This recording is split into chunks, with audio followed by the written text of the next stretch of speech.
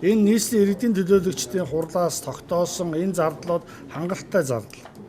Энэ зардлыг одоо бид нэр ууруулж биш одоо бараг өсөж тогтоосон. Тийм учраас урд нь бол хувийн хвшлийнхэн гэдэг нэг тийм тусдаа нийтийн тээврийн үйлчилгээ эрхэлдэг хувийн хвшлийн нэг тусдаа бүлэг, хот гэдэг нэг тусдаа бүлэг байгаад байсан. Одоо цаашдаа тийм байхгүй.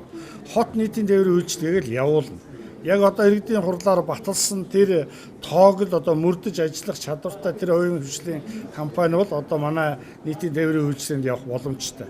Тэрнээс үгүй ийм тоо тавь тэхгүй бол бид нэр энэ чинь оролцохгүй тэхгүй бол бид нар ажил хаян гэсэн тийм одоо шахалт шантажийг цааш төдөөж авах боломжгүй. Сая нийслэлийн иргэд бол харсан шүү дээ. Яаж одоо нийтийн тээврийн шантаж хийж ажил зогсоож байгаа тийм. Тэр бол одоо цэвэр ажил хаялт биш байхгүй. Зүгээр ажил таслалт байхгүй. Тэрнийхээ дагуу хотод хохирол учруулсан тэр хохирлоо төлөх ёстой болно. Тэрнийхээ дагуу шаардлагатай хуулийн байгууллага шилжүүлнэ шүү дээ.